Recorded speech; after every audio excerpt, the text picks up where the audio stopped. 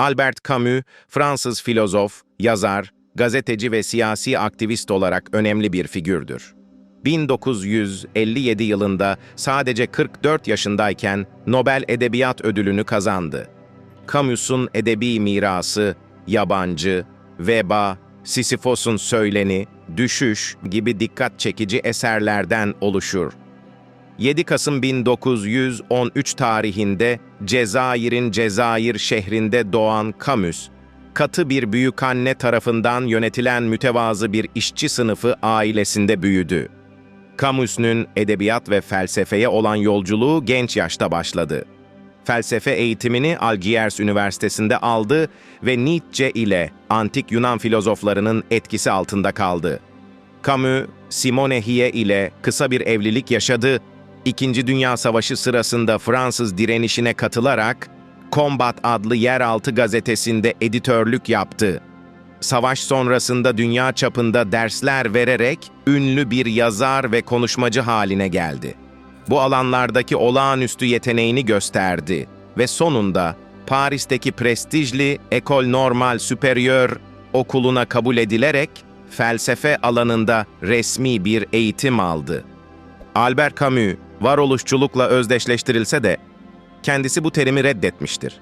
Camus, felsefi kökenlerini antik Yunan felsefesi, Nietzsche ve 17. yüzyıl ahlakçılarına dayandırırken, varoluşçuluğun 19. ve erken 20. yüzyıl felsefesinden türediğini belirtir.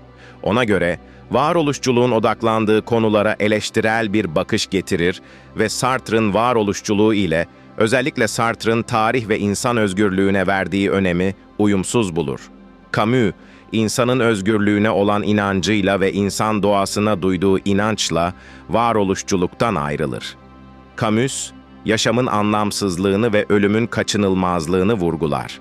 Ona göre bu anlamsızlıkla yüzleşmek ve hatta kucaklamak insanların yapması gereken bir şeydir. Camus, varoluşçu yazarlar gibi bireysel ahlaki özgürlüğe ve sorumluluğa vurgu yapar.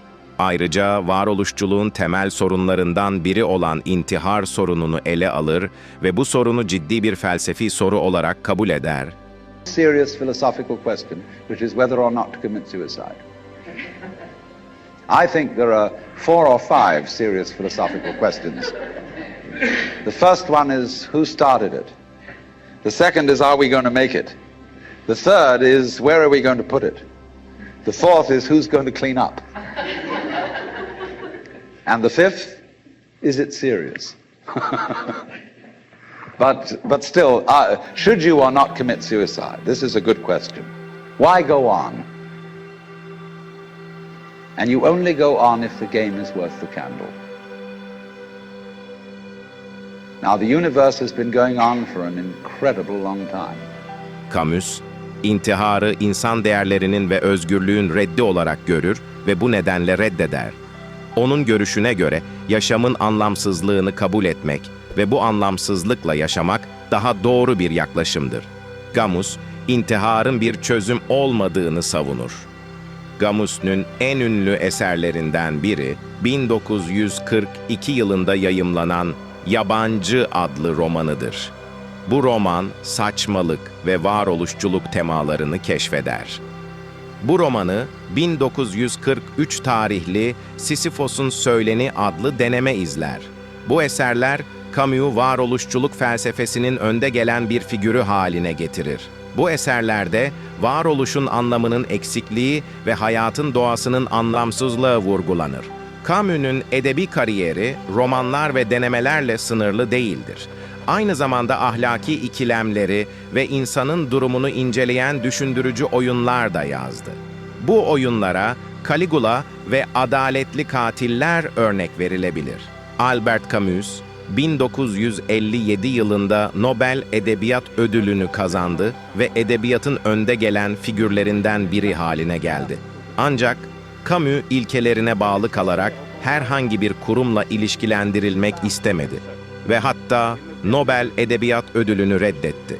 Au niveau de tous, l'art n'est pas à mes yeux une réjouissance solitaire et de la communauté à laquelle il ne peut s'arracher. C'est pourquoi les vrais artistes ne méprisent rien Ils s'obligent à comprendre au lieu de juger. Yazının bağımsızlığını koruması gerektiğine inanıyordu.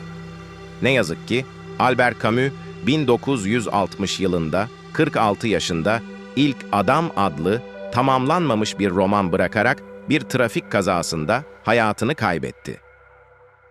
Camus felsefi fikirleri ve edebi eserleri insanın durumu, varoluşun saçmalığı ve anlam arayışı gibi derin sorulara yönelik çalışmalarıyla hatırlanmaktadır.